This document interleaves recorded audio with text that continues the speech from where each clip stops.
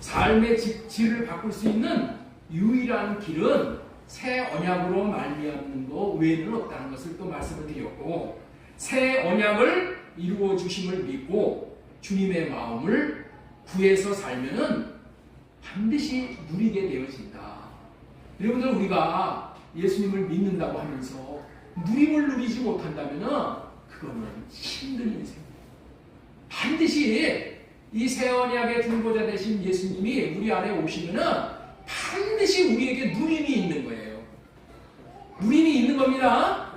이 누리지 못한다는 것은 이제 우리가 반성하고 고칠 점이 있다는 거예요. 이 고치기만 하면 어떻게 돼요? 누림을 주시는 거예요.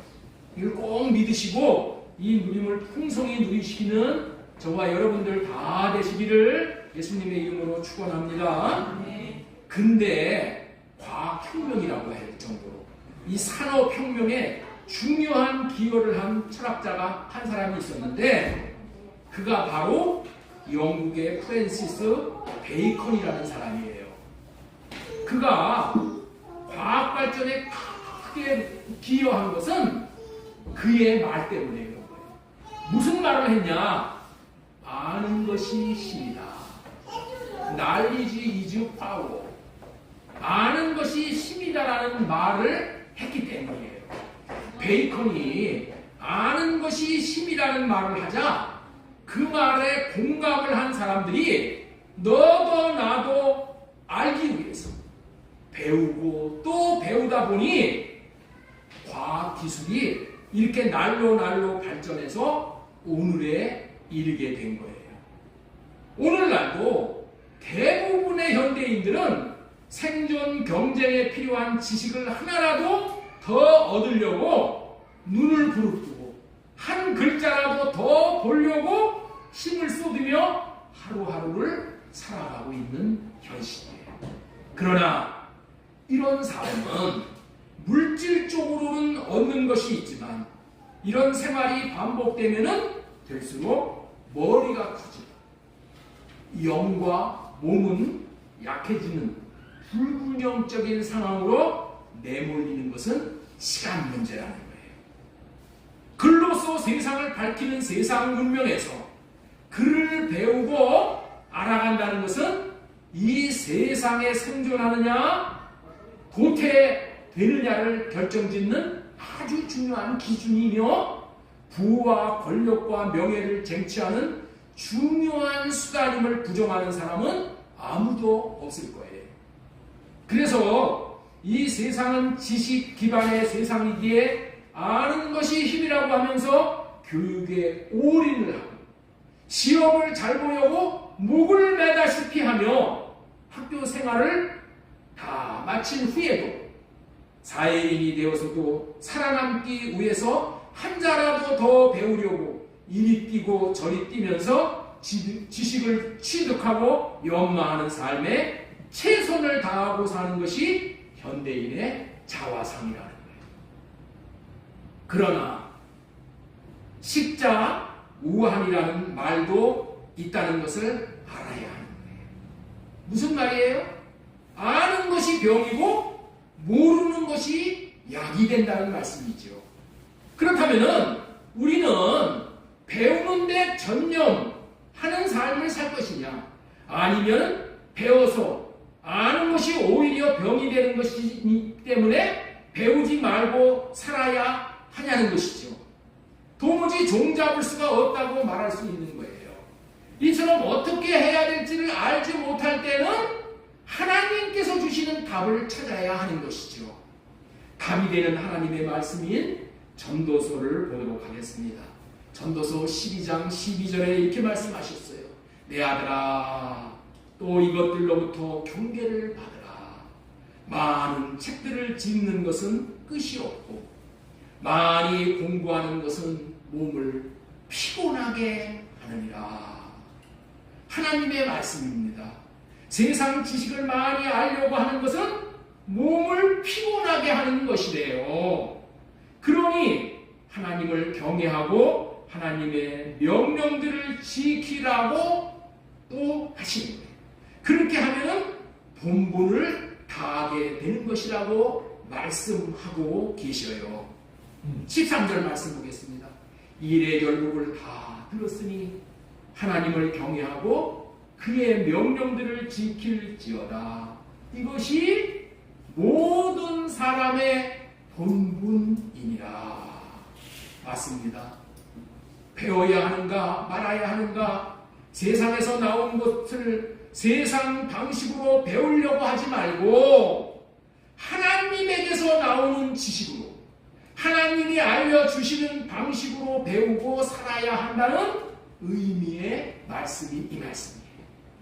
여기서 여호와를 경외하는 것이 무엇입니까? 하나님을 경외하라고 하나님이 말씀을 하시오. 그러면 경외하는 것이 무슨 의미냐는 거예요. 여기서의 경외의 의미는 하나님이 가르치시는 것을 배우라는 의미예요. 하나님이 가르치시는 것을 배우라는 의미야. 하나님이 하나님의 방식으로 가르치시는 것만 순종하며 지키라는 거예요. 그러면 그런 삶이 하나님을 경외하는 삶이 되는 것입니다. 이렇게 사는 것이 사람의 본분이라고 하는 거예요. 그렇습니다. 우리는 하나님에게서 하나님의 방식으로 배우고 살면 족한 거예요. 그런데 하나님에게서 배우는 것이 부족하다고 여기고 세상에서 더 많이 배우려고 하는 게 우리들의 현주소이죠. 그러나 우리가 알아야 하는 게 있어요. 세상에서 배운 것들이, 그리고 세상에서 너무 많이 배운 것들이 우리에게 족쇄가 된다, 올무가 되는 것임을 알아야 하는 거예요. 우리가 세상에서 잘못 배운 것들이, 그래서 아는 것들이 오히려 병이 되는 거예요. 마귀는 우리가 배워서 알고 있는 것을 끄집어내서 육신의 생각과 마음이 되게 해서 유익이 없게 되고 하나님을 대적하게 함으로 화가 되게 하는 것임을 알아야 하는 거예요. 이게 무슨 말인지, 제가 무슨 말을 설명하는지를 이해를 못하실 것 같아서 이렇게 이해를 돕도록 하도록 하겠습니다. 지금 이 세상에서 배우는 지식 중에 대표적인 것이 사람은 하나님이 창조하신 것이 아니라 사람은 단세포 동물로부터 시작해서 진화해서 원숭이를 거쳐서 오늘날의 사람이 되었다고 배우고 있는 거예요.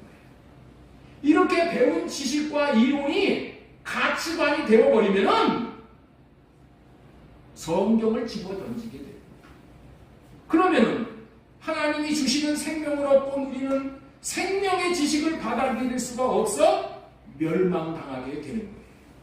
비단 진화론뿐만이 아니라 세상에서 나오는 지식을 할례받지 않고 자기로 취한 것들이 모두 다가 하나님을 대적하는 데 쓰인다는 것을 깨달아 알아야 한다는 거예요. 그렇기 때문에 세상 지식을 배워서 잘 되어보려고 성공하려는 것들이 오히려 자신들에게 큰 손해가 되는 결과를 가져오게 되는 것이라는 거예요. 우리가 배운 대부분의 많은 지식이 우리의 고정관념이 되어져서 하나님을 대적하게 되는 결과를 가져오고 있다는 거예요. 이 세상에서 나오는 지식이 자신의 생각과 마음이 되어져서, 다시 말해서 자신의 가치 기준이 되어서 모든 것에 대해서 판단을 하고 정죄를 하고 산다는 거예요. 그래서 오늘날 이렇게 많은 사람들이 다 판단하고 정죄하고 싸우고 이렇게 분란을 일으키게 된다는 거예요. 이게 어떻게 돼서 그렇다고요? 세상에서 얻은 지식을 가지고 내가 옳고 너는 틀리다, 이런 가치관이 생겨져가지고 그렇게 하고 사는 거야. 그 결과로 우리는 지지고 복구하는 삶을 살게 되고 마침내는 마음이 하나님에게서 멀어짐으로 지옥과 같은 삶을 살게 되므로 우리는 서로가 견딜 수 없게 되어지는 거예요. 이와 같은 것을, 지금 말씀드린 것을 성령으로 깨달아 알 수 있기를 바랍니다. 그렇기 때문에 우리는 이 세상의 지식들을 취할 때도 자기로 보고 자기로 듣고 자기로 취하는 것이 아니라 성령으로 할례받고 하나님 안에서 하나님의 생각과 마음으로 취해야 하는 것이죠. 그렇게 됨으로 말미암아 우리는 하나님이 가르치시는 것을 배워서 그 지식에 순종하며 살아간다면 사람의 본분을 다할 수 있게 되는 거예요. 본도서 12장 13절 다시 보겠습니다. 일의 결국을 다 들었으니 하나님을 경외하고 그의 명령들을 지킬지어다. 이것이 모든 사람의 본분이니라. 여러분들 자신으로 살려고 하지 말아야 하는 거예요. 이렇게 사는 것은 세상의 초등학문으로 사는 거예요. 골로새서 2장 20절 너희가 세상의 초등학문에서 그리스도와 함께 죽었거든 어찌하여 세상에 사는 법과 같이 규례에 순종하느냐. 곧 붙잡히지도 말고 맛보지도 말고 만지지도 말라 하는 것이니 이 모든 것은 한때 쓰이고는 없어지리라. 사람의 명령과 가르침을 따르느냐? 이런 것들은 자의적 숭배와 겸손과 몸을 괴롭게 하는 데는 지혜 있는 모양이나 오직 육체를 따르는 것을 금하는 데는 육체를 따르는 것을 금하는 데는 육체를 따르는 것이 뭐예요? 육체에서 나오는 육신의 생각을 따르는 것을 금하는 데는 조금도 유익이 없느니라. 이렇게 말씀하고 계십니다. 자신의 생각에서 나오는 것으로 너무 잘하려고 하지 마시기 바랍니다. 하나님이 주시는 진리 지식인 하나님이 주시는 생각과 마음으로 본분을 다하면 되는 거예요.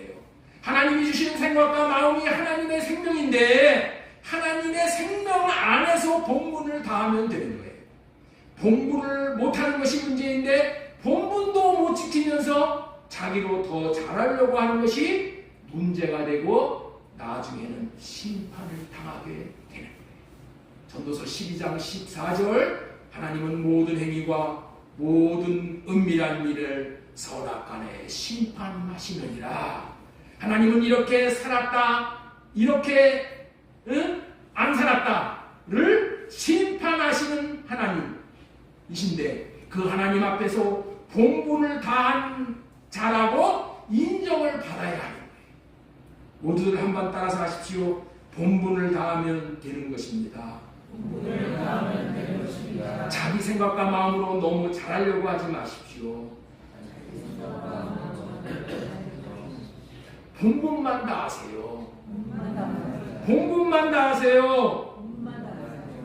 그래서 오늘은 하나님으로부터 배워서 본분을 다할 수 있는 삶을 살 수 있어야 되겠기에 성령이 오시면 이라는 제목으로 하나님의 말씀을 대언하도록 하겠습니다.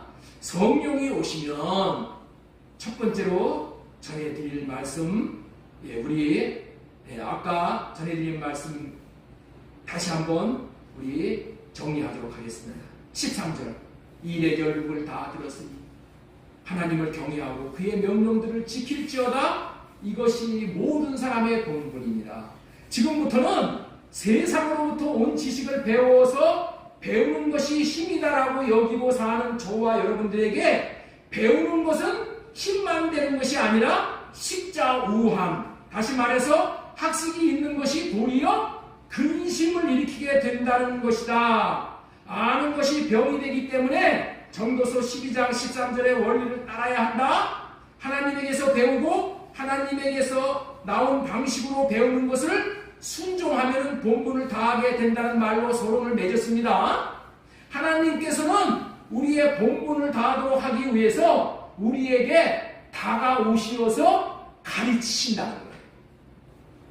뭐 하기 위해서 가르치신다고요? 우리가 본분을 다하는 삶을 살도록 하기 위해서 하나님이 오셔서 가르치신다는 거야. 세상의 진리 지식 내가 배우려고 쫓아다니지만 하나님은 오셔서 가르치신다는 거예요. 오늘은 우리에게 다가오셔서 가르치시는 분이 성령 하나님이시라는 거예요. 성령 하나님이 가르치시는 말씀이 오늘 본문의 말씀이에요.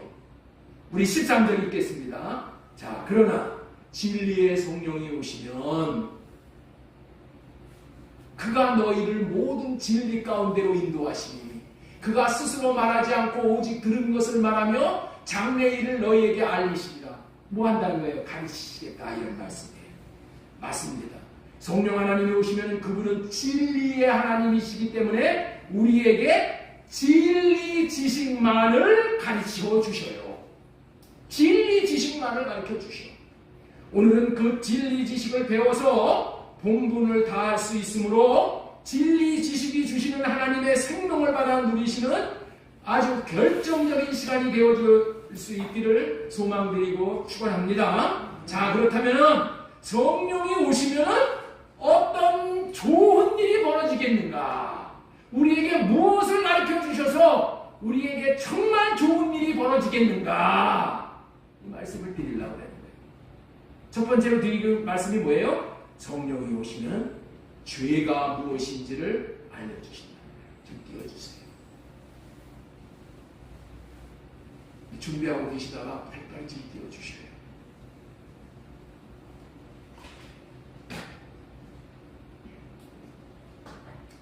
성령이 오시면은 죄가 무엇인지를 알려주신다는 거예요.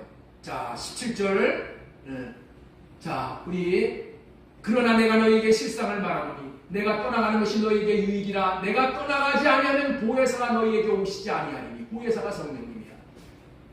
내가 가면은 예수님이 산으로 올라가시면은 그를 너희에게 보내시니. 그가 누구예요? 성령님을 보낸다. 성령님이 와서 죄에 대하여, 의에 대하여, 심판에 대하여 세상을 책망하시리라. 죄에 대하여라 하면은 그들이 나를 믿지 아니하니요. 성령이 오시면 제일 먼저 가르쳐 주시는 것이 있는데 죄에 대하여 가르쳐 주십니다. 9절에서 죄에 대하여라 하면 그들이 나를 믿지 아니하니요. 여러분들, 죄란 예수 그리스도를 믿지 않는 것이라고 하셔요. 여기서 우리는 알아야 합니다. 죄란 무엇인가 라고 묻는다면 우리는 먼저 오해를 하는 거야. 도덕적으로 죄를 지은 것을 죄인 줄 착각을 하고 사는 거예요. 예를 들어서 살인을 하거나 도적질을 하거나 간음을 하는 것을 말하는 거, 이런 것들을 죄라고 여긴다는 거야. 그런 것들은 우리 하나님 앞에서는 경범죄야. 경범죄. 하나님 앞에서는 죄가 무엇인가?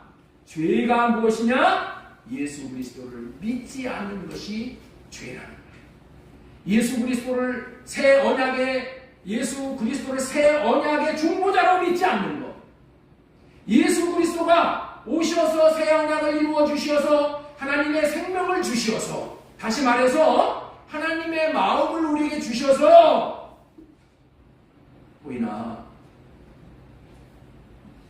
하나님의 마음을 주셔서 주님의 마음으로 살도록 하실 것을 믿지 않는 것이 죄라는 거야. 죄가 무엇이라고요? 다시 한번 말씀을 드립니다. 예수 그리스도께서 새 언약의 중보자로 우리에게 오셔서 새 언약을 이루어 주심으로 말미암아 하나님의 생명을 우리에게 주시는 거예요. 하나님의 마음을 우리에게 주시는 언약이야. 이게 새 언약이. 그래서 하나님의 마음을 우리에게 주셔서 우리가 하나님의 마음을 누리고 하나님의 사랑의 마음을 나타내고 삶으로 인해서 그들도 사랑을 누릴 수 있도록, 생명을 누릴 수 있도록 해 주실 것이라는 것을 믿지 않는 거야. 이게 죄라는 거야. 이게 죄라는 거야. 그렇기 때문에 이제 성령이 오셔서 이런 죄를 지으면서 살아갔던 인생을 책망을 하신다는 거예요. 책망을 한다는 얘기가 가르친다. 이제는 죄가 무엇인지를 깨달아 회개하고 주님의 긍휼하심을 입도록 하시기 위해 성령으로 오셔서 죄가 무엇인지를 깨닫게 하신다는 거예요. 우리에게 있어서 우선적으로 해결해야 할 것이 죄인데, 죄가 무엇인지를 모르면 죄를 해결할 길이 없잖아요. 그렇기 때문에 성령이 오셔서 첫 번째로 하시는 일이 죄를 깨닫게 해주시는 거예요. 죄가 생각나게 되는 거예요. 그래서 회개하고 성령으로 할례해달라고 구하도록 하시는 거예요. 이것이 너무도 중요하기에 또한 이렇게 말씀을 하고 계시는 거예요. 자, 마태복음 4장 16절 말씀 보겠습니다. 흑암에 앉은 백성이 큰 빛을 보았고 사망의 땅과 그늘에 앉은 자들에게 빛이 비추었도다 하였느니라. 이때부터 예수님께서 비로소 전파해 이르되 회개하라. 천국이 가까이 갑니다. 죄 가운데 빠져 흑암에 앉아 있는 자들은 죄를 도무지 알 수가 없어요. 알 수가 없기 때문에 큰 빛이 오셔서 비추어 주셔야 자신이 얼마나 더러운 죄를 짓고 살았는지 자신의 정체성에 대해서 알게 되는 거예요.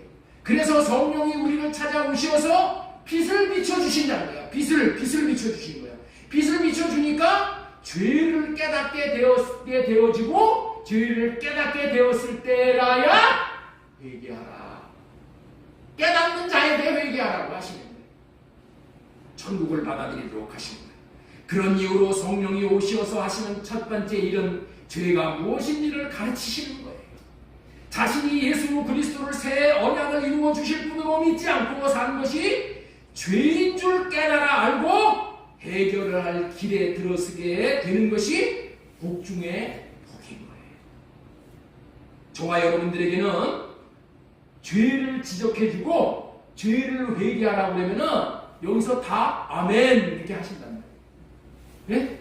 저와 여러분들에게 야, 너 죄인이야, 죄 회개해 라고 하면은 아멘 한다는 거야. 그런데 세상 사람들은 죄를 회개하라고 하면은 대들고 욕을 하는 거야.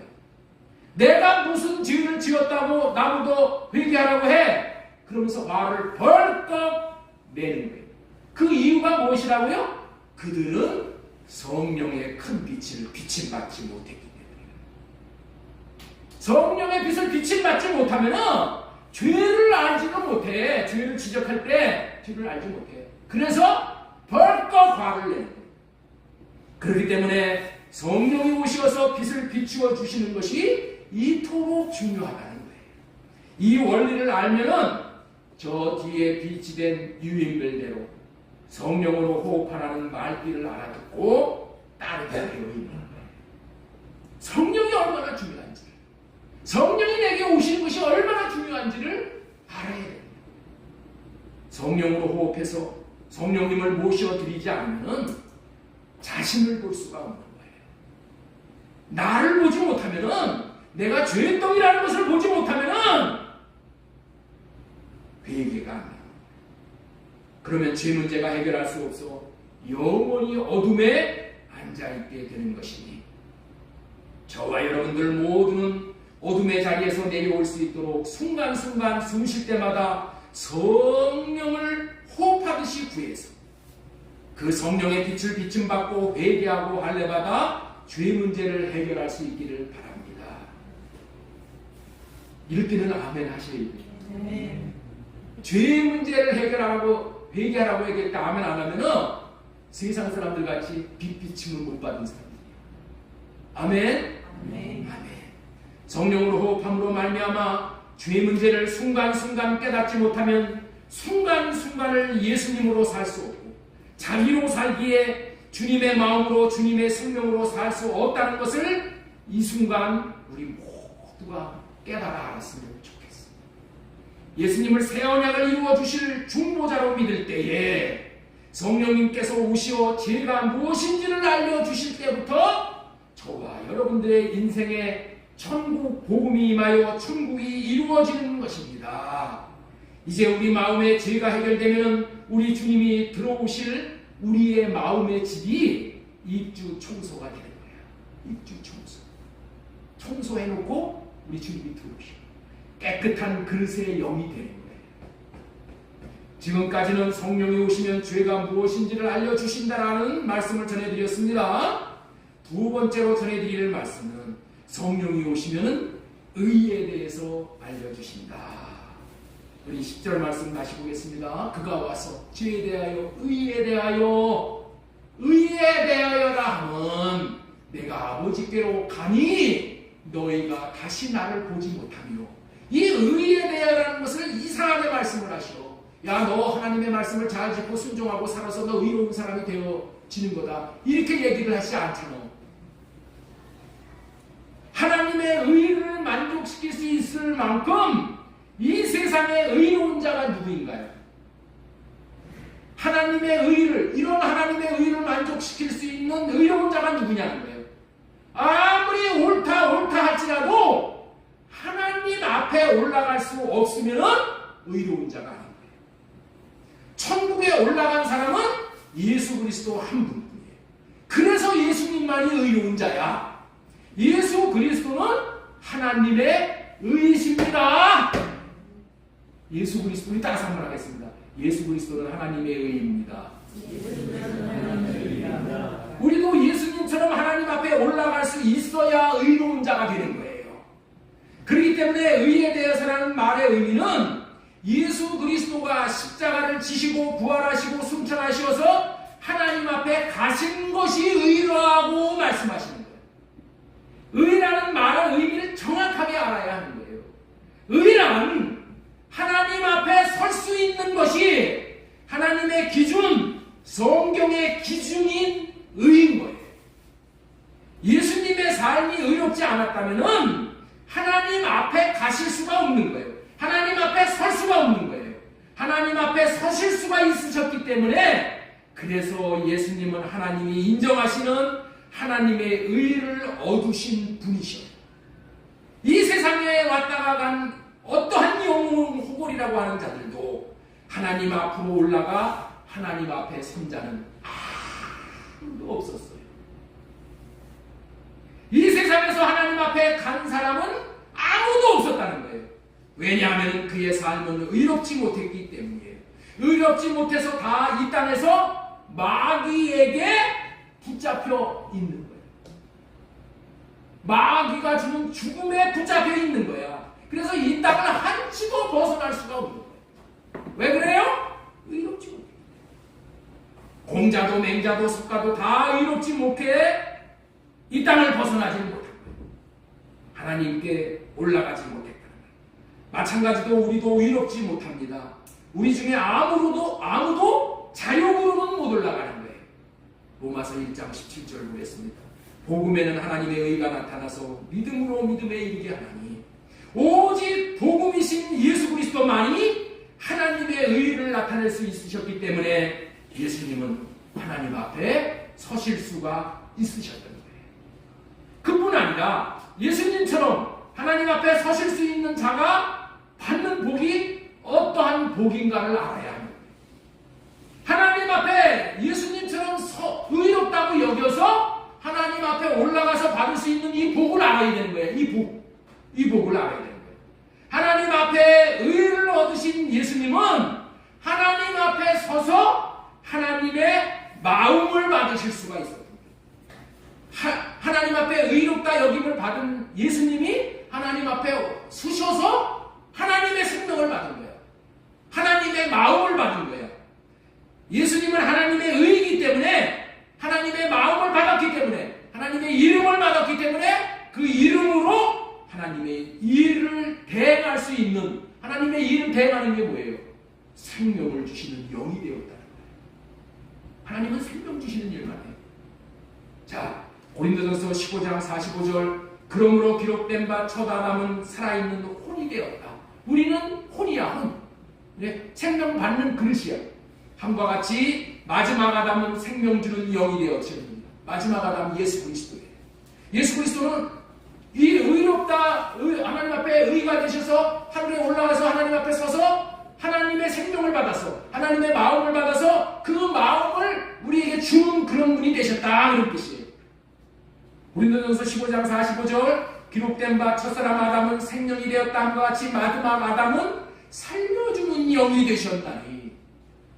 15절 우리 45절 개역 한글에도 기록된 바 첫사람 아담은 산영이 되었다 함과 같이 마지막 아담은 살려주는 영이 되었나니 그 예수님은 이제 하나님에게서 받으신 생명을 가지고 생명 주는 영으로 이 땅에 성령 안에서 내려오십니다.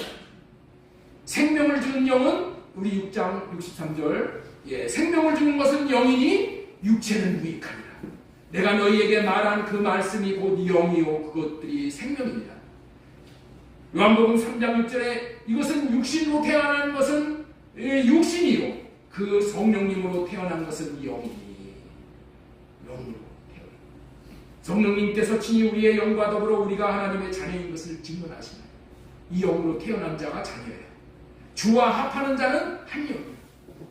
이 우리의 영에 이 생명 주는 영으로 우리 예수님이 오셔서 우리의 영과 우리의 영이 한 영이 되었을 때 그 자가 거듭난 자, 그 자가 구원받은 자, 그 자가 이제 새 언약이 이루어진 자. 이제 새 언약을 믿고 이루어 주시기를 소원을 품고 기다리는 자들의 기도를 이루시기 위해서 생명 주시는 영으로 오셔 우리의 영 안에 들어오심으로 말미암아 한 영이 된 거예요. 예수님의 영과 내 영이 한 영, 그 영이 된 거예요. 저와 여러분들은 이제 우리의 영이 생명의 영으로 태어났다는 것을 우리는 알아야 돼요. 이런 원리에 의해서 다시 말해서 영이 살아났다는 거예요. 그렇다면 영이 살아났다는 말이 무슨 의미인지를 이제 말씀을 드릴 거예요. 그런데 이 드리기에 앞서서 오늘 이 말씀을 드리려고 해요. 그런데 드리기에 앞서서 성령님이 오셔서 하시는 일 세 번째를 먼저 마무리를 짓겠습니다. 성령님이 오셔서 하시는 일, 죄가 무엇인지를 알려주신다, 의에 대해서 알려주신다, 그 다음에 심판에 대해서 알려주시는 거예요. 성령님이 오시면 이 성령님이 오셔서 이 지식을 우리에게 알려주시는 거예요. 이 지식을. 자, 우리 요한복음 16장 8절 보겠습니다. 그가 와서 죄에 대하여 의에 대하여 심판에 대하여 세상을 책망하시리라. 성령님이 오셔서 가르쳐 주시는 지식은 심판에 대해서 책망하시며 가르치시는 거예요. 자, 우리 요한복음 16장 7절 우리 이 말씀이죠. 11절 말씀 보겠습니다. 심판에 대하여 하면 이 세상 임금이 심판을 받았습니다. 성령님이 오셔서 뭘 해주신다고? 심판에 대해서 가르치는데 심판은 누구를 심판하느냐? 마귀를 심판하는데 이미 이 세상 임금인 마귀가 심판을 받았다고 하는 거예요. 여러분들 이사야 4장 4절에 보면은 심판하는 영과 불의 영을 보내셔서 예루살렘의 피를 깨끗하게 씻어주신다고 얘기해요. 하나님은 사람을 심판하지 않으시고 마귀를 심판하시는 겁니다. 이미 마귀가 심판을 받았어. 마귀가 어떻게 됐다고요? 심판을 이미 받아버렸어. 이제 마귀에게는 지옥에 가서 영원히 살도록 사형 선고가 떨어진 거예요. 어떻게 그렇게 되었어요? 어떻게 마귀가 사형 선고가 떨어졌어요? 마귀는 죄 없는 예수님을 죽임으로 불의한 자였단 말이에요. 불의한 자였어. 예수님이 불의한 자에게 죽임을 당해서 예수님이 부활하심으로 그 원수 마귀의 먹이를 깨버리신다. 그래서 마귀는 이제 진자가 되버린 거예요. 우리 한번 따라서 한번 하겠습니다. 마귀는 진자가 됐습니다. 예수님은 이기신 자입니다. 이 세상 임금인 마귀가 심판을 받은 것을 확실히 알아야 하는 거예요. 마귀가 심판을 받음으로 예수 그리스도에게 속한 자는 이제 마귀가 더럽게 하는 마귀 귀신이 떠나감으로 말미암아서 깨끗하게 씻어지게 되는 거야. 이해가 되셔요? 마귀가 우리에게 붙어있으면 우리는 더러운 자야. 그런데 마귀가 심판을 받고 떠나가서 우리가 어떻게 돼? 깨끗하게 되는 거야. 소멸하는 영이 입에서 깨끗하게 되는 거예요. 그래서 구원을 받는 거예요. 마귀가 끝난 자인 것이 확실해져야 마귀에게 속하지 않게 되는 거야. 그런데 마귀가 패배자인지도 모르고 마귀가 주는 육신의 생각을 받아먹고 살면은 어리석은 자라니까. 마귀가 진자인지도 모르고 마귀의 화근이 무서워서 마귀에게 제사 드리고 이사할 것도 손이 없는 날 피해서 이사를 가려고 되고, 응? 이사도 못 가. 이거 왜 그렇다고요? 마귀가 이미 심판받아서 사형 선고가 떨어진 자인 줄을 모르기 때문에 그렇다니까. 여러분들 이거를 왜 몰라요? 새 언약이 이루어지지 않으면 모르는 거예요. 성령으로 일하지 않으면 모른다니까. 성령이 오시지 않으면 마귀가 심판받았다는 것을 모른다니까.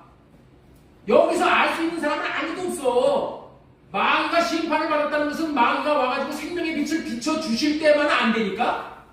그래서 마귀 쫓아가지 않아도 담대해지게 살 수 있는.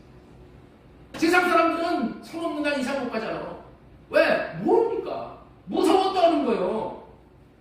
마귀는 패배자이고 진자이고 예수님은 이긴 자입니다. 이긴 자에게 붙어서 이긴 자가 주는 마음으로 살아야 하는 거예요. 이긴 자인 예수 그리스도에 속한 자는 다 구원을 받는 거예요. 세상이 성령이 오셔서 이 세 가지를 알려줍니다. 죄에 대해서, 의에 대해서, 심판에 대해서. 이 세 가지만 알고 마귀가 주는 지식인 육신의 생각을 따라감으로 지는 자의 삶을 살지 말고 이기신 예수 그리스도, 승리자이신 예수님이 주시는 마음을 따라감으로 우리는 어떻게 돼요? 날마다 이기는 자의 반열에 서게 되는 거예요. 이기는 자의 복을 받아 누리게 되는 거예요. 우리에게 그렇게 많은 지식이 필요 없어. 그렇게 많은 지식이 필요 없어. 이긴 자가 주시는 마음에서 나오는 지식이면은 최고를 얻는 거야. 네? 이긴 자가 주는 지식만 받아 먹으면은 최고를 누리는 거예요. 최고. 이기신 주님, 이기시고 또 이기실 주님이 주시는 마음으로 살아 영원한 이기는 자로 살 수 있게 하시는 분이 천국 복음을 주시는 예수 그리스도이십니다. 계시록 6장 2절 말씀 보겠습니다. 이제 내가 보니 흰 말이 있는데 그 탄 자가 활을 가졌고 멸관을 받고 나아가서 이기고 또 이기려고 하더라. 여러분들 마지막 예수님께서 심판주로 오실 때 흰 말을 타고 오셔요. 그런데 그 말을 탄 자가 활을 가졌고 멸관을 받아서 나아가서 이겼다는 거예요. 이기고 또 이기더라. 이기려고 하더라. 예수님 앞에는 이김밖에 없어요. 그런데 예수 그리스도를 믿는다고 하는 자들이 예수님이 이기고 또 이기실 분이신지를 모르고 있어요. 예수 그리스도의 이름으로 잠을 이기시기 바랍니다. 잠을 이기시기. 이게 잠이 왜 오나? 마귀가 이기려고 잠을 주는 거예요. 모르게 해서. 그 예수 그리스도로 말미암아 마귀가 심판을 이미 받았는데 그것을 모르고 마귀에게 겁을 먹고 마귀에게 종로 타고 있는 것을 보고 예수님이 책망을 하시면서 가르치신 거예요. 마귀가 이빨 빠진 호랑이라는 것을 철로 역정을 통해서 또 우리에게 알려주잖아요. 그렇다면 왜 성도들이 이것을 모르냐는 거예요. 왜 사람들이 이것을 모르냐는 거예요. 성도들이라고 하는 자들이 이걸 몰라. 그래서 교회 다니는 자들이 다 무당에 타가가지고 점치고 살아. 오늘날. 통곡할 노릇이에요. 왜 모르냐? 그것은 육신의 눈으로는 보이지 않는 영의 세계의 일이기 때문에 그런 거예요. 마귀는 보이지 않아. 영의 일이야. 영의 세계를 얘기하는 거예요. 영의 눈이 덮인 자들은 이것이 보이지 않아요. 그래서 제가 설교할 때마다 깨닫는 마음과 보는 눈과 듣는 귀를 주시자고 기도하는 거예요. 그렇기 때문에 우리 모두는 이기는 자에게 줄을 서서 이기신 분으로 말미암아 날마다 이겨야 하는 거예요.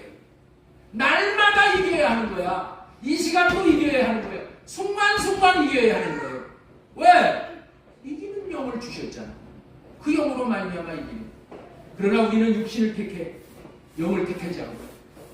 그래서 예수 그리스도가 마귀를 이기지 못했다면 이 세상 임금인 마귀에게서 예수 그리스도도 발목을 잡혀서 하나님의 보좌에 올라가실 수가 없습니다.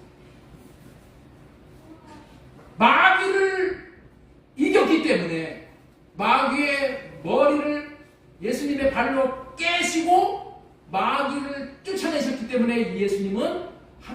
올라가실 수 있으시겠어요? 하나님 앞에 설 수가 있다. 예수님이 하나님 앞에 올라간 것이 이게 의라고 그랬잖아요. 마귀를 깨고 죽음의 권세를 이기고 올라간 자가 의로운 자라니까. 의가 뭔지를 알아야 돼. 그러니까 여러분들 이거를 알고 집에 가서 내가 옳으니 네가 옳으니 남편이 옳으니 아내가 옳으니 이런 얘기 하지 말아요. 예수 그리스도 앞에 올라가야 돼. 하나님 앞에 올라간 자만 의로운 거예요. 우리가 배워야 할 것은 죄가 무엇인지를, 의가 무엇인지를, 심판이 무엇인지를 알아야 합니다. 이 세 가지 지식을 알고 이 세 가지 문제를 모두 예수 그리스도로 말미암아 해결된다는 것을 아는 지식으로 시작해서 예수 그리스도를 새 언약을 이루어 주실 분으로 알게 되므로 하나님의 마음을 받게 됩니다. 하나님의 마음을 받음으로 우리가 본분을 다할 수 있는 삶을 살 수 있게 됩니다. 우리가 하나님 앞에 본분을 다할 수 있는 모두가 다 예수 그리스도로 말미암는 거예요. 이제는 마귀가 심판당하여 패배자가 되었다는 것을 알고 마귀에게 줄 서지 말아야 하는 것입니다. 마귀에게 줄을 서면 마귀가 가는 지옥에 덩달아 끌려가요. 원래 지옥은 마귀를 보내기 위해서 만든 것이지 우리 사람을 보내기 위해서 만든 게 아니에요. 그런데 마귀에게 붙잡히면 덩달아 끌려가는 거예요. 옆 사람에게 축복하시기 바랍니다. 마귀는 심판받았습니다. 마귀는 패배자입니다. 마귀에게 줄 서지 말고 예수 그리스도 안에서 삽시다. 예수 그리스도로 말미암아 삽시다. 그러면 이김을 누리는 거예요. 여기까지 하고 자 이제부터 새 언약을 믿고 이루어 주시기를 소원을 품고 기다리는 자들의 기도를 이루시기 위해서 생명을 주시는 영으로 오시어 우리 영 안에 들어오심으로 말미암아 하나님의 영과 한 영이 되는 자들, 이런 자들이 뭐라고 그랬죠? 생명의 영으로 거듭난 자, 영이 살아난 자라고 말합니다. 그렇다면 영이 살아났다는 말이 무슨 의미인지를 말씀드리겠다고 아까 말씀을 드렸죠. 잠시 마무리 짓고 진도 나간다고 했어요. 영이 살아났다는 말이 무슨 의미인지를 말씀을 드리겠다고 했는데 이제 그 말씀을 전해드리려고 해요. 여기서부터 이때까지는 못 들었어도 여기서부터 이제 잘 들으시면 됩니다. 자, 우리 에스겔 37장 14절을 보겠습니다. 자, 보세요. 내가 또 내 영을 너희 속에 두어 너희가 살아나게 하고, 성령을 우리 마음에 뒀을 때 우리의 영이 살아난다는 거예요. 살아나는 거예요. 우리의 영을 살릴 수 있는 방법은 성령이 아니면 방법이 없어요. 이 말씀은 하나님의 영인 성령이 우리 마음 안에 들어온 자들은 새 언약이 이루어져 영이 살아난 자라고 말씀하시는 거예요. 성령이 오셔서 죄가 무엇인지를 깨닫게 해주시는데, 죄는 새 언약의 중보자로 오신 예수님을 믿지 않으므로 자기 자신으로 사는 것이 죄라고 전해드렸어요. 이 자신으로 살려고 한 죄, 다시 말해서 첫째 것으로 살려고 하는 이 죄가 성령이 오셔서 가르쳐 주심으로 인해 죄를 고백하고 할례받은 자들에게 이제 성령 안에서 오신 예수 그리스도가, 생명 주는 영으로 오신 예수 그리스도가 우리 마음 안에 들어오시는 거야. 어떤 자에게? 믿는 자에게, 받아들이는 자에게. 받아들여 이제 주님의 영과 내 영이 합해져서 한 영이 되어서 거듭나서 구원받게 되었다는 말이 영이 살아났다, 그런 말이에요. 영이 살아났다. 하나님은 영을 주심으로 우리의 영이 살아나는 거예요. 하나님의 영을 우리에게 주심으로 우리의 영을 살린다니까. 영이 뭐라고요? 영이 하나님이야. 영이 하나님이라니까. 하나님이 우리에게 들어오셔서 내 영과 하나님의 영이 합해졌을 때, 하나가 됐을 때, 연합됐을 때 내가 거듭나. 이게 구원이에요. 하나님은 영을 주심으로 우리의 영을 살리신다는 거예요. 자, 에스겔 11장 19절에 내가 그들에게, 이게 새 언약을 말하는 거예요. 내가 그들에게 한 마음을 주고 그 속에 새 영을 주며, 이렇게 마음을 주고 영을 주어서 돌 같은 마음을 제거하고 살처럼 부드러운 마음을 준다. 예수님의 마음을 우리에게 준다는 거야.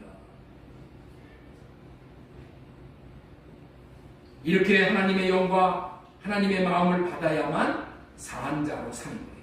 영이 살아난 자, 마음이 살아난 자가 되는데, 이렇게 하나님께서는 저와 여러분들의 영을 살리시어 이제는 세상으로부터 온 지식으로 살지 않고 하나님으로부터 온 영이 주는 지식으로 삶으로 부족함이 없게 되고 본분을 다하는 삶을 살 수 있게 해주시는 거예요. 자, 그렇다면 영이 살아나는 것이 어떤 의미인지를 지금부터 전해드리는 거예요. 그렇다면 영이 살아났다는 의미는 세 가지의 복을 말합니다. 세 가지. 이 세 가지의 복이 무엇인가? 자, 우리 네 번째 전해드린 말씀이 뭐라고요? 영이 살아났다는 의미는 세 가지의 복을 받게 되었다라는 의미라는 거예요. 자, 우리의 이 말씀을 드리기 전에 우리의 영은 세 가지의 영역으로 이루어졌어요. 우리의 영은 사람의 가장 깊은 마음 속에 있는 것이 우리의 영이거든요. 근데 이 우리의 영은 세 가지의 영역으로 이루어졌는 거예요. 이 세 가지의 영역으로 이루어졌는데, 영이 죽음으로, 죄를 짐으로 인해서 죽음으로 인해서 이 세 가지가 다 죽었던 거야. 그런데 성령님께서 생명 주는 영으로 우리에게 들어오셔서 우리와 연합됨으로 인해서 이 세 가지의 영역을 다 살리는 거야. 이 세 가지의 영역을 살리는 것, 이거를 참 구별을 해야 되는 거예요. 첫 번째, 세 가지의 영역을 살리는데 이 첫 번째가 뭐냐? 우리의 양심을 살리는 거예요. 뭐를 살린다고요? 주재경 집사님, 뭐를 살리신다고요? 네? 양심을 살리는 거예요. 양심을. 우리의 양심을 살린다는 거예요. 우리의 양심이 성령이 주시는 생명을 받아야 살아난다는 거예요. 자, 우리 히브리서 9장 14절 보겠습니다. 하물며 영원하신 성령으로 말미암아 흠없는 자기를 하나님께서 드린 그리스도의 피가 예수님의 마음이 어찌 너희 양심을 죽음의 미술에서 깨끗하게 하고 살아계신 하나님을 섬기지 하지 못하겠냐. 양심을 왜 깨끗하게 못하냐는 거야. 예수님의 피만이, 예수님의 마음만이, 하나님의 생명만이 우리의 양심을 살린다, 이런 얘기야. 양심이 살아나면 무슨 일이 벌어질까요? 놀라운 일이 벌어지는데, 양심이 있는 자가 된다는 거예요. 양심이 있는 자. 자, 옛날에는 양심이 죽었기에 양심이 없는 자로 살았어요. 어떻게 살았을까요? 통상 야, 너 양심도 없구나, 이런 말을 하잖아요. 예? 야, 저 한번 식당에 가가지고 밥을 세 사람이 먹어. 밥을 세 사람이 먹는데 거기에 메뉴가 좋아가지고 이 고기 덩어리가 3개가 나왔어. 세 사람이 왔으니까 3개가 나왔어. 예? 그런데 한 사람이 그걸 홀딱 먹어버리고 또 하나를 먹어서 홀딱 먹어버려. 예? 아, 또 하나를 먹으면 어떻게 돼? 남이 거 못 먹는 사람이 생기잖아. 그러면 뭐라 그래? 넌 양심도 없구나. 어? 아니, 3개 나왔으면은 하나씩 나눠 먹으라는 거 다 뻔히 알잖아. 그런데 지 욕심에 따라서 남의 것까지 먹어버리고. 그러면 뭐라 그래? 그러면 양심이 없는 놈이다. 그리고 그런 사람하고 같이 식사하겠어요? 그렇죠? 무조건 자기만 챙기려고 하는 사람에게 쓰는 말이 양심이 없다. 양심이 죽었다. 그런 거야. 남 얘기할 게 아니라 우리 모두가 그런 거야. 제일 으뜸은 지갑이 없고, 그 다음에 여기 앞에 앉은 사람부터 그렇게 되는 거예요. 우리 모두는 다 양심이 죽었다니까. 그래서 자기 것만 챙기려고 해. 자기 주머니만 챙기려고 하는 거예요. 응? 어떻게 챙겼냐? 여러분들 이걸 잘 들으세요. 내가 내 것인 줄 알아. 네? 내가 내 것인 줄 안 되니까. 내 아들이 내 것인 줄 알아. 내 주머니에 있는 돈이 내 것으로 나에게 있는 시간이 내 시간인 줄 알고 산다니까. 그게 양심이 죽은 자예요. 나는 내 것이 아니라 누구 것이야? 하나님의 것이야. 내 아들이 누구의 것이야? 내 것이 아니라 하나님의 것이라니까. 내 시간이 내 것이 아니라 누구의 것이에요? 하나님의 것이라는 거예요. 하나님의 것. 그런데 하나님의 것을 자기 것으로 여기고 살았다니까. 이게 허물과 죄로 죽은 저와 여러분들의 실존인 거예요. 이것이 양심이 죽은 이유로 자기 것으로 아는 생각이 들어온 거야. 그런데 새 언약이 이루어지면, 성령이 우리 영 안에 오시면 양심이 살아나 자기 것은 아무것도 없고 모든 것이 하나님의 것인데 하나님이 나에게 맡겨주셨다는 것을 알게 되는 거예요. 그래서 이제는 자신에게 있는 모든 것을 하나님의 것을 맡겨주신 것으로 알게 되는 거예요. 그래서 자신은 이제 어떻게 사냐? 하나님의 것을, 하나님이 맡겨주시는 것을 관리하는 청지기라는 것을 알고 청지기 정신에 투철하여 청지기로 살아가게 되므로 하나님이 모든 것을 이제부터 맡길 수 있는 자가 되어지는 거예요. 이 말을 하나님의 주재권에 불복하여 산다고 하는 거예요. 예? 여러분들 있죠? 하나님이 나에게 맡겨줬는데 이거 맡겨주신 것을 모르고 낼 거야. 내 주머니에다 놓고 내 마음대로 힘들고 써버려. 그러면 하나님이 맡겨주실 수가 있어요, 없어요? 더 많은 것을 맡겨줄 수가 없는 거야. 왜? 하나님의 것을 다 지 것으로 알고 다 도둑질해가지고 지 맘대로 써버리니까. 그런 자에게 하나님이 더 많은 것을 맡겨주면 어떻게 돼요? 큰일 나는 거예요. 여러분들 있죠? 하나님의 것이라고 내가 하나님의 것이라고 소유권을 하나님 앞에 돌리고 하나님 앞에 주재권에 불복하며 살면서부터가 자유를 누리는 거예요. 자유를 누리는 거예요. 나에게 닥친 모든 문제가 내가 주인이 아니라고 생각했을 때 어떻게 돼요? 내가 해결하려고 하는 것이 아니라 하나님이 해결하도록, 하나님의 것이니까 하나님이 해결해 주세요. 이렇게 맡길 수 있는 거예요. 그런데 내가 해결하려고 하니 얼마나 힘들고 부담스럽고 고역스러워요. 내 자신의 모든 문제가 다 마찬가지란 말이에요. 그런데 주인이 하나님이라는 것을 알면은 하나님, 나도 하나님의 것이고 내 자식도 하나님의 것이고 내 재산도 하나님의 것으로 알고 하나님 앞에 맡겨드리니 죽이 되든 밥이 되든 하나님이 알아서 해주실 줄로 믿습니다 하고 맡기면은 내 마음에 자유를. 그런데 자식을 키울 때도 이거 내 자식이니까 내가 잘 키워야지 어떻게. 그러니까 고민인 거야. 힘든 거야. 왜 그렇다고요? 내가 키우려니까 힘든 거요.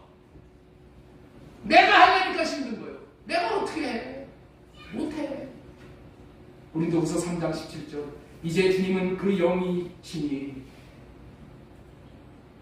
주님의 영께서 계신 곳에는 자유함이 있느니라. 자유함이 있게 됩니다. 주님의 성령께서 우리의 양심을 살아나게 하셔서 이 양심이 살아나면은 내 것이 아니라는 것을 알게 돼요. 그러면 하나님 앞에 맡겨. 그러면 어떻게 돼? 나는 뭐야? 하나님 앞에 맡겼으니까 하나님이 죽이 되든 밥이 되든 다 어떻게 알아서 하십시오. 그러면 그렇게 믿으면은 우리가 모든 무거운 짐으로부터 자유함을 누리는 거예요. 이런 거 생각해 보세요. 하나님이 맡겨주신 것을 다 자기 것으로 취해버리면은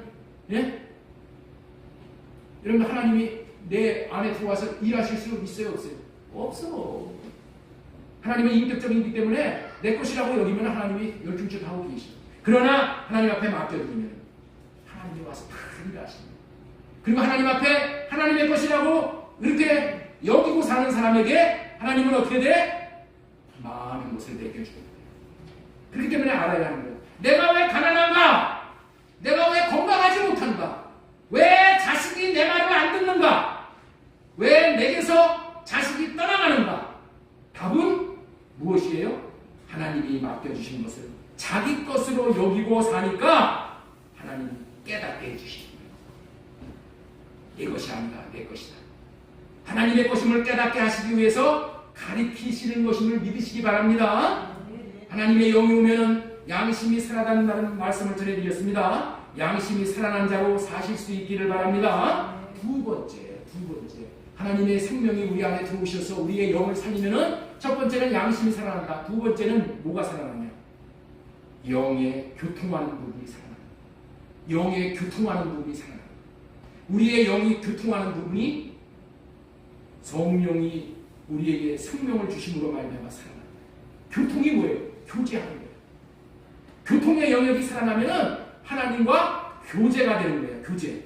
하나님과 교제가 되고 기도할 수 있게 되므로 미주알 고주알 하나님 앞에 물으면은 하나님이 다 대답을 해주시는 거예요. 사사건건 모든 것을 묻고 살아요. 세상 사람들은 자기가 지식을 얻어서 그 지식으로 문제를 해결하려고 합니다. 그래서 하나라도 더 알려고 하는 거야. 그런데 우리는 영의 교통 부분이 살아났기 때문에 어떻게 돼요? 이제는 궁금한 것을 하나 갖다 묻는 거예요. 하나님 이거는 뭐예요? 왜 이런 일이 났어요? 네? 왜 이 정치판이 이렇게 됐어요? 하나님 앞에 하나하나 미주알 고주알 물으면 어떻게 돼? 다 하나님이 알려주셔. 그러니까 뭐야? 최고의 지식으로 사는 거예요. 하나님께 물으면 하나님의 마음으로 말씀해 주셔요. 부드러운 주님의 마음을 우리의 영에게, 마음에게 말씀을 하셔요. 그러면 세상 즉시 하늘과 같이 쌓아놓고 사는 것보다 100배, 1000배의 하나님의 입에서 나오는 진리 지식으로 삶으로 버릴 것이 없고 날마다 하나님이 말씀하시고 이루시는 것을 경험하게 됩니다. 하나님의 영광이 나타나는 것을 체험하게 되는 거예요.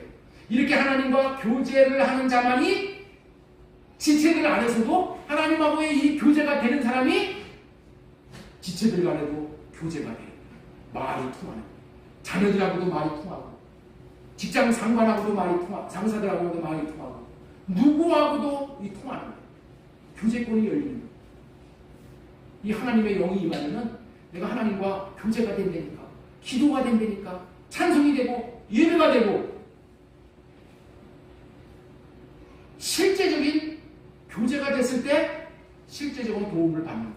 내가 하나님과 교제가 됐을 때, 삶이 됐을 때 하나님께 실제적인 도움을 받고 내가 사람들과 교제가 됐을 때 실제적으로 내가 도움을 주고 도움을 받을 수가 있게 됩니다. 자기 것으로 나누는 것은 막힘이 오는 한계가 있는 거예요. 상대가 안 들으려고 하는 거예요. 하나님과 교제하여 얻은 주님의 마음을 나누는 것이 생명을 흐르게 하는 것입니다. 이런 흐름만이 아름다운 열매를 맺게 하는 생명의 흐름인 거예요. 그래서 주기도문 내에서도 거룩한 공교회와 성도의 교제와 이렇게 되어 있는 거예요. 교제가 이렇게 중요합니다. 교제를 통해서 우리는 모든 좋은 것을 받아들이는 것입니다.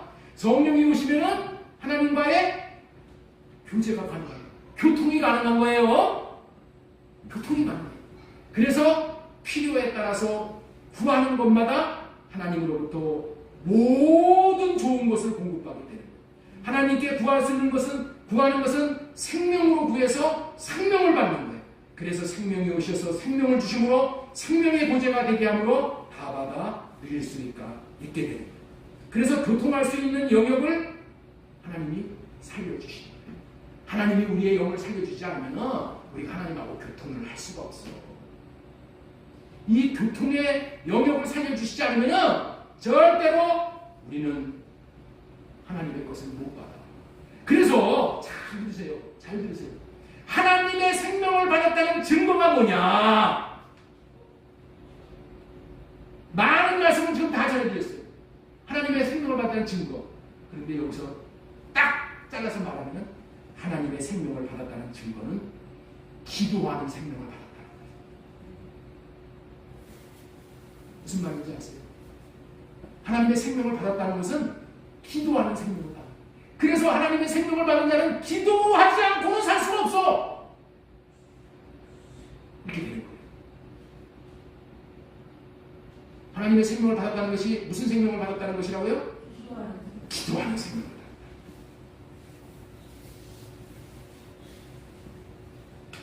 거듭난 생명은 반드시 기도하는 거예요. 거듭난 생명은 반드시 하나님 앞에 묻고 사는 거예요. 이것을 통해서 자신이 거듭났다는 것을 확증하는 거예요. 내가 기도하지 않는다. 그럼 거듭나지 않았다는 증거가 될 수도 있고 거듭났는데 아직 잘하지 못했다는 증거일 수도 있습니다. 둘 중에 하나예요. 지금까지 성령이 오시면은 교통의 영역을 살리신다는 말씀을 전해드렸습니다. 자, 세 번째 마지막으로 성령이 오셔서 우리의 영을 살려주시면은 우리의 영에는 직관을 받는 영역이 있어.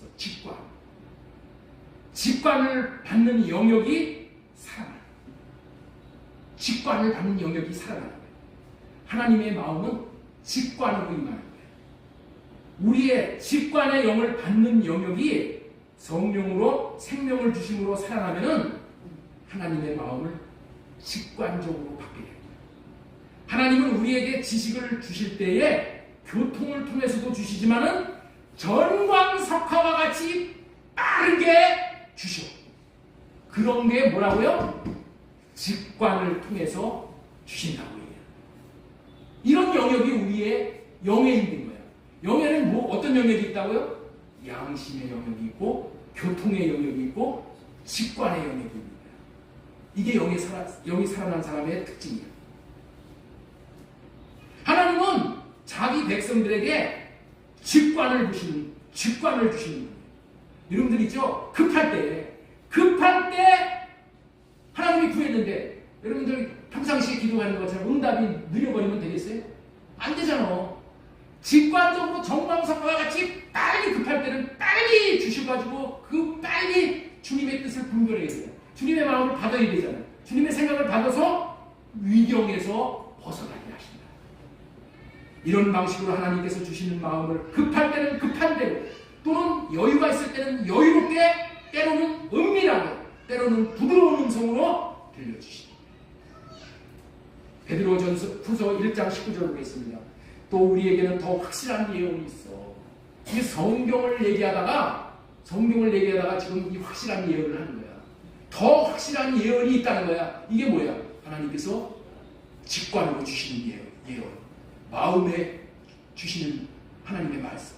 다시 말해서 하나님의 입에서 나오는 말씀을 더 확실한 예언으로 표현합니다.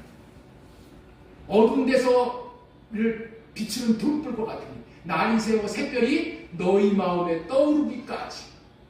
우리 마음에 떠오르는 뭐가? 전광석화와 같이 하나님의 음성이 우리 마음에 확 떠오르는 게 있다. 이것이 하나님의 마음을 받게 됩니다. 하나님의 음성을 받게 됩니다. 직관에 대해서 제가 몇 번 드린 예화를 다시 한번 이해를 돕기 위해서 전하고자 합니다. 우리 새벽 기도에도 이 말씀을 또 전했어요. 여러분들 실미도의 북파 부대원 684 부대라는 얘기 아마 여러분들 영화를 통해서 다 들으셨을 거예요.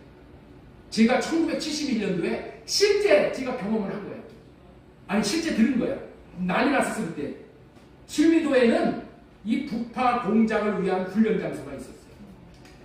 그들의 훈련 목적은 뭐냐? 북한으로 가서 김일성을 제거하는 거야.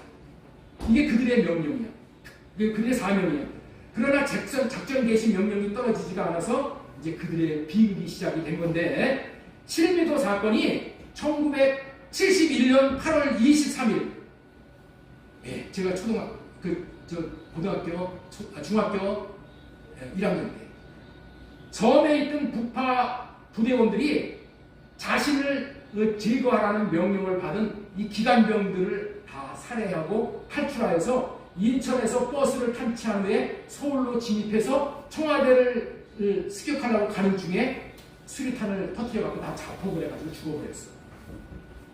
여러분들 이들 중에 거기 그 사무실 직원 기관병들이 거기 있는 사람들을 이렇게 살해하려고 했을 때 살해 그 북파 대원들이 이 기관병들을 막 이렇게 살해시키려고 했을 때 거기에 있는 한 사람이 총을 맞아버렸어.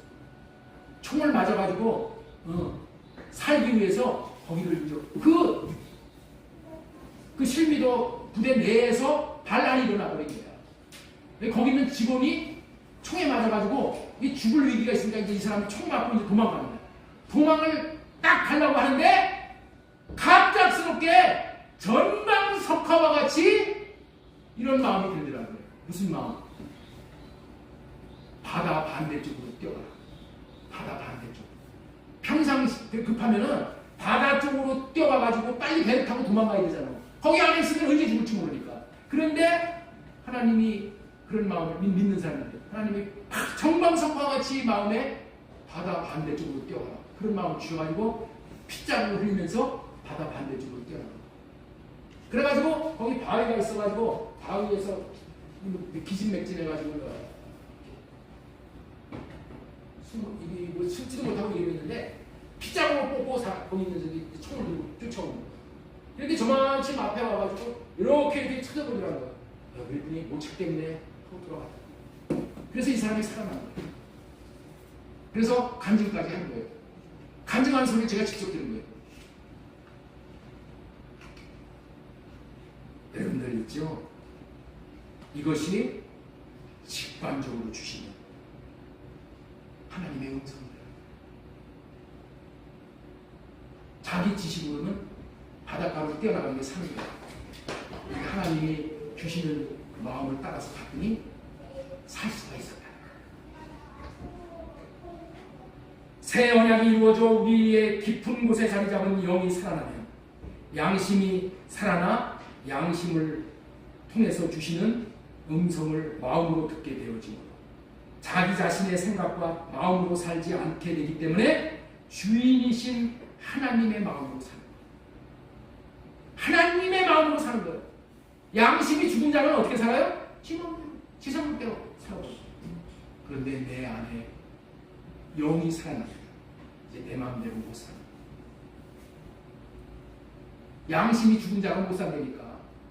내 하고 싶은 대로 다 내 것으로 여기고 살지 못한다니까. 내 시간도 하나님의 것입니다. 나도 하나님의 것입니다. 내 자식도 하나님의 것입니다. 이걸 알아. 그래서 하나님이 주신 생각과 마음으로만 살게 되는 거예요.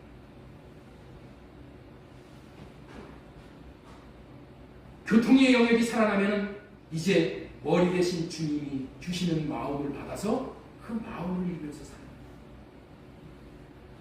머리 대신 주님이 주시는 생각과 마음을 받기 위해서 주님에게 물어보고 이것이 뭐예요 주님?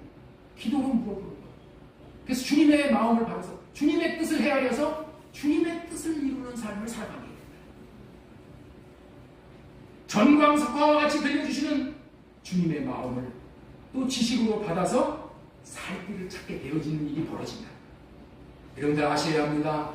세상 사람들은 아는 것이 신이라고 여기고 온갖 세상 지식을 취하여 자기 영달을 위해서 살아가지만 그 지식에서 오는 영달은 육신의 생각이 되어서서 하나님을 거역하는 삶을 살게 되므로 하나님과 원수가 되는 삶을 살게 되고 결국에는 하나님의 나라에 들어가는데 방해꾼이 된다. 세상으로부터 온 지식. 그러나 새 언약이 이루어져 영이 살아난다면 하나님으로부터 오는 생명의 지식, 진리 지식을 얻게 됨으로 말미암아 우리는 하나님의 뜻을 이루는 새 언약의 일꾼으로서의 삶을 살아가게 됩니다. 지금까지 양심이 살아난다고 했어요. 교통하는 부분이 살아난다고 했어요. 영의 직관을 받는 영역이 살아나 하나님의 마음이 직관적으로 임하는 것을 경험한다고 말씀을 드렸습니다. 결론입니다. 여러분들 성령으로 말미암아 영이 살아나서 하나님이 주시는 생명을 얻는 진리 지식으로 사는 이와 같은 복보다 더 귀한 복이 어디에 있겠어요? 세상 지식이 맞지도 않잖아요. 이루어지지도 않잖아요. 그런데 그 지식을 얻으려고 하는 거예요. 이루어졌다 하더라도 다 썩어 빠질 것인데 썩지도 않고 새하지도 않고 영원한 기업이 되어서 영원한 복을 누리게 하는 양심이 살아나는 복. 하나님과 교통이 되고 대화가 되고 기도 응답이 되고 하나님의 비밀한 것들을 마음으로 직감적으로 받아 누리는 이와 같은 복보다 가치 있는 삶, 복된 삶이 어디 있겠냐는 거예요. 하나님께서 우리의 인생을 값지고 윤택하게 하고 열매 맺게 하고 영광스럽게 하는 이와 같은 것들을 성령으로 말미암아 누리게 하시는 분이 우리 하나님이십니다. 여러분들 이제는 마음을 정하시기 바랍니다. 하루에 신령한 복을 받게 하는 하나님에게서 오는 생명을 얻는 지식으로 살 것입니까? 땅콩 몇 개 얻게 하는 세상 지식으로 살 것입니까? 무엇보다도 등 따숩고 배부른 것이 최고라고 여기고 보이는 땅콩을 먼저 쫓아가는 삶이 중요하다고 여기고 산다면 어리석고 어리석은 삶이에요. 가장 가치 있는 삶을 주시기 위해서 성령 하나님께서 우리에게 오시는 거예요.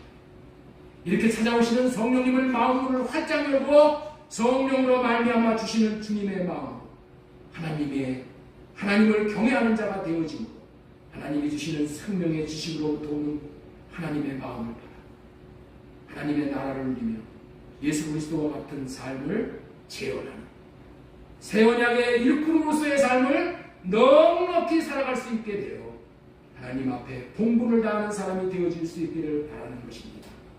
새 언약을 믿는 믿음으로 새 언약이 이루어짐으로 말미암아 생명의 역사를 보고 누리는 이와 같은 삶의 주인공들 모두 되실 수 있기를 소망드리고 축원합니다.